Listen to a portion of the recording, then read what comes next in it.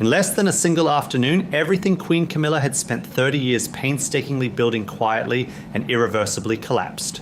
On Easter Sunday of 2026, the whole of Windsor Castle held its breath as every camera in Britain locked on to the royal family making their traditional walk to St. George's Chapel. What looked like a routine holiday procession was actually the public execution of a carefully constructed empire. Prince William walked down the hill with Princess Catherine right beside him. Their 3 children flanked them like an impenetrable wall. After years of brutal illness, strategic absences, and relentless whispers that the Wales family was quietly unraveling, they had returned.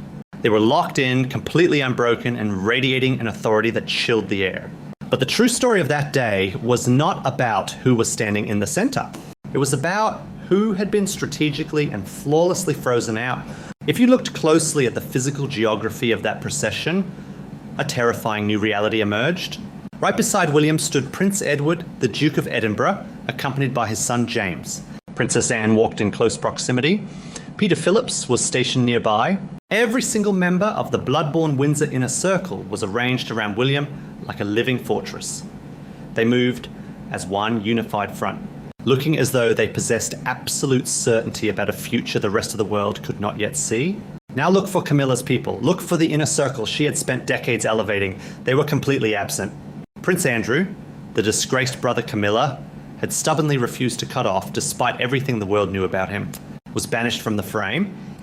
His daughters Beatrice and Eugenie, the collateral damage of his downfall, were nowhere to be seen.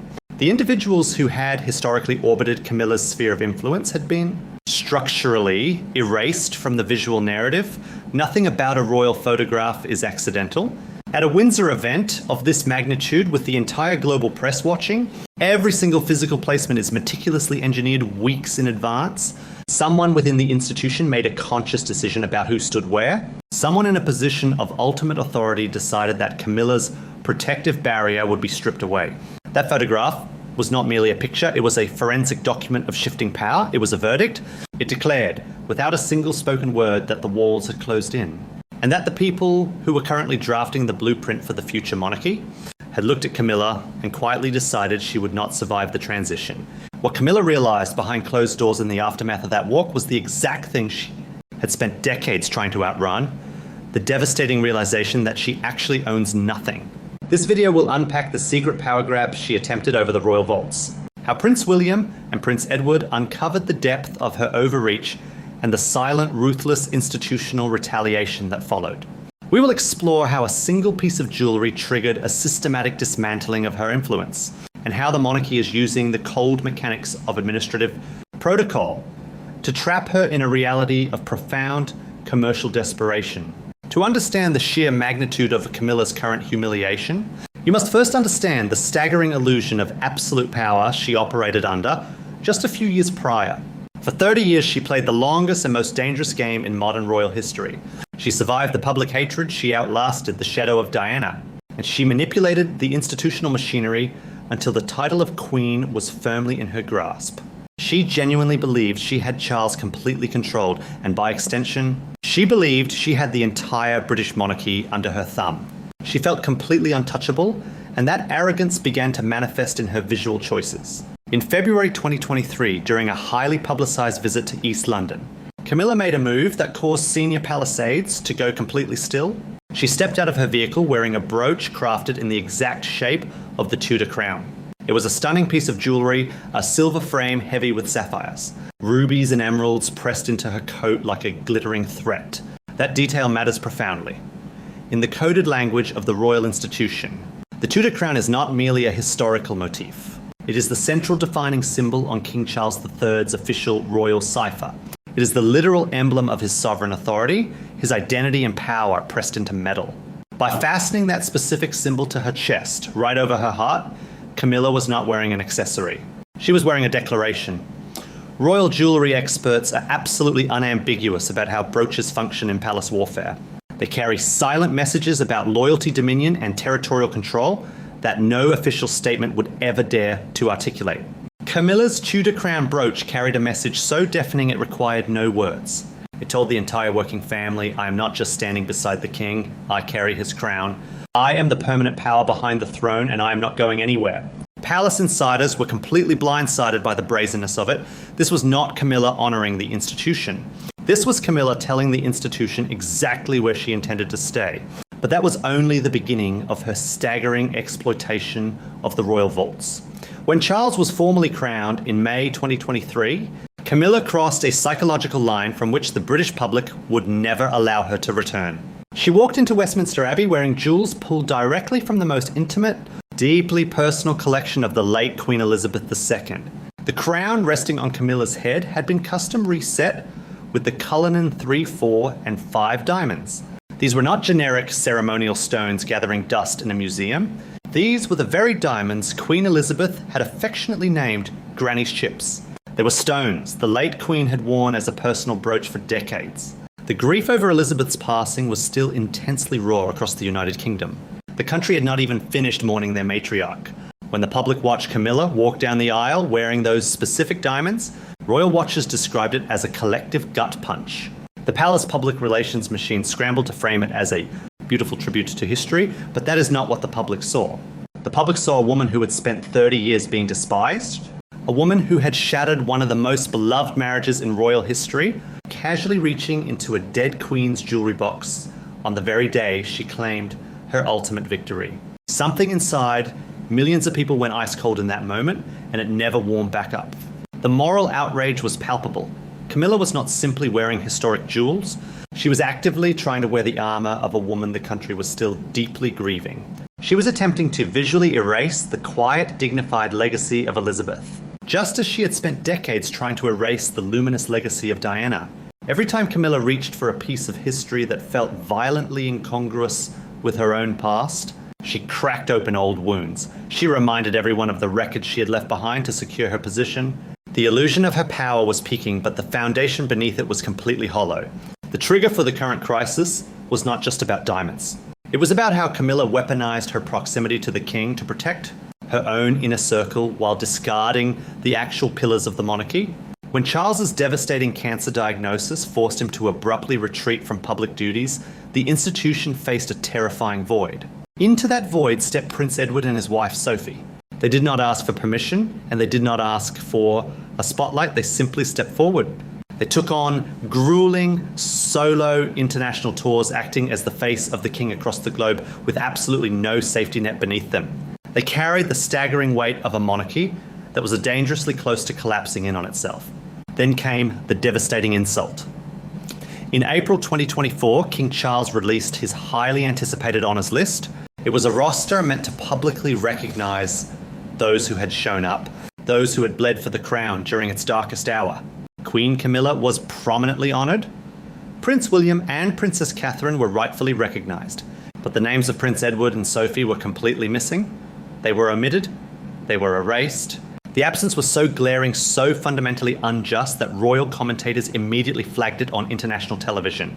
What happened next is where the story truly changes. Edward and Sophie did not leak angry stories to the press. They did not stage a dramatic walkout. They responded with a terrifying absolute silence. They kept working at the exact same relentless pace. But behind the heavy oak doors of the palace, that kind of disciplined silence is never a symptom of weakness. It is the most devastatingly dangerous move a senior royal can make. It was the moment Edward realised that no matter how much loyalty he poured into the institution, Camilla's inner circle would always be protected and elevated above him. Edward understood the administrative trick that had just been played. He knew Camilla's team tightly controlled the king's access, feeding certain narratives while quietly freezing out anyone who threatened her supremacy. Sophie had felt the crushing weight of that machine for years, enduring ugly tabloid leaks and being treated as an outsider in her own family. Edward had watched his wife endure this staggering unfairness with absolute dignity, but the honours list omission was the final severed thread. From that exact moment forward, Edward withdrew his blind loyalty to the current reign. He redirected every ounce of his strategic brilliance toward one person. He aligned himself entirely with Prince William. The execution of Camilla's downfall began with a proxy war. It began with Prince Andrew. By early 2026, Andrew was not just a disgraced royal, he was an existential threat to the crown. Despite the Jeffrey Epstein scandal and the horrifying allegations, Andrew had stubbornly clung to Royal Lodge, using it as proof that he was still untouchable. But in February 2026, the final strike was delivered. Andrew was brutally forced out of his grand mansion and exiled to Wood Farm, a deeply isolated property on the Sandringham estate.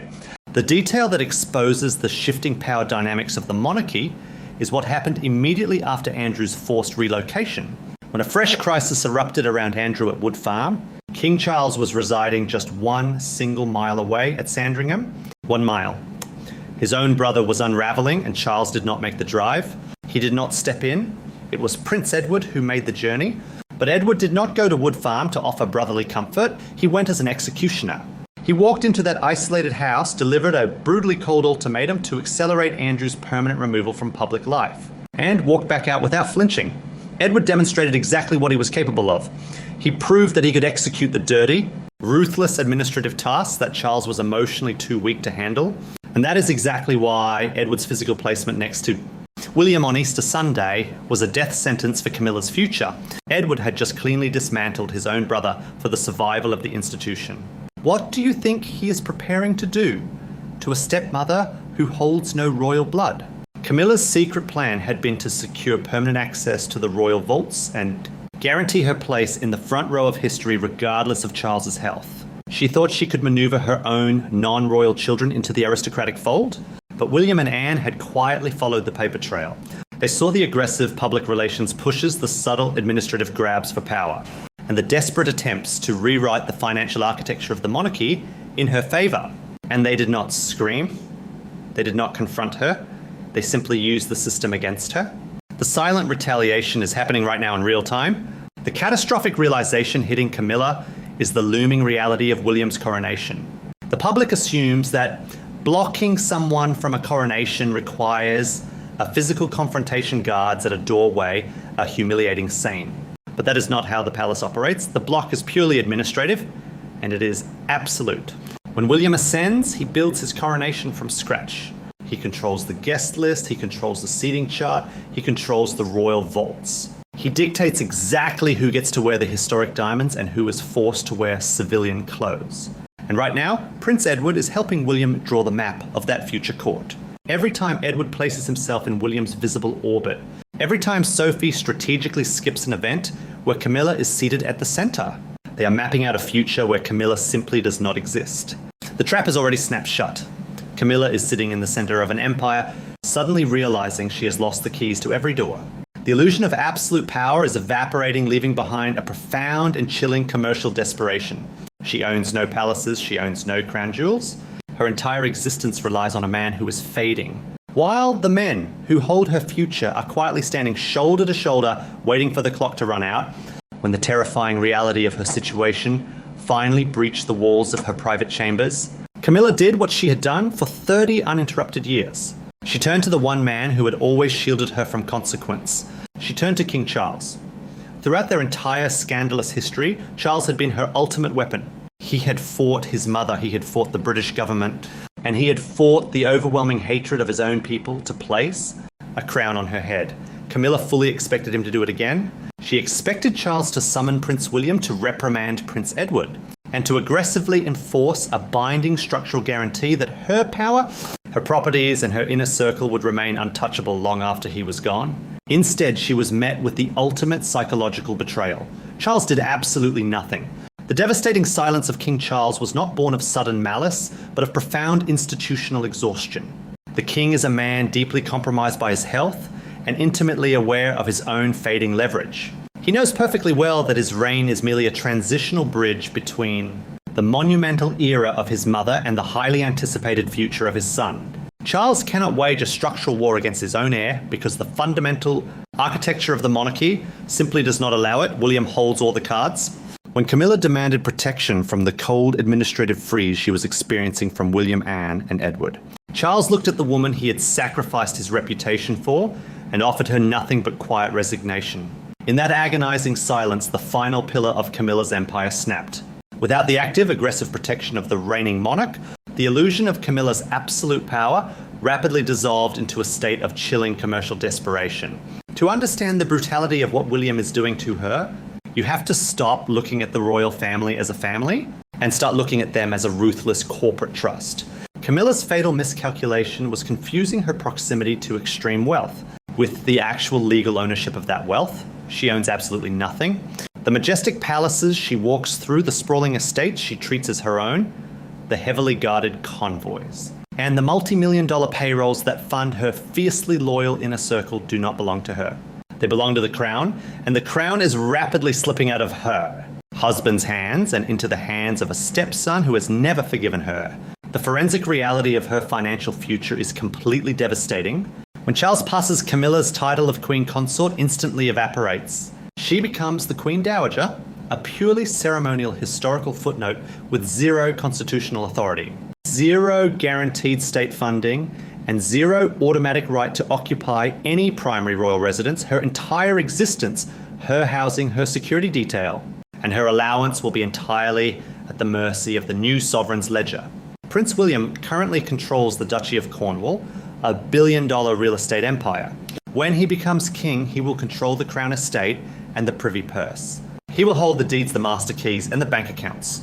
Camilla will be reduced to a highly dependent tenant, living off whatever scraps of grace and favour housing William deems appropriate to assign her.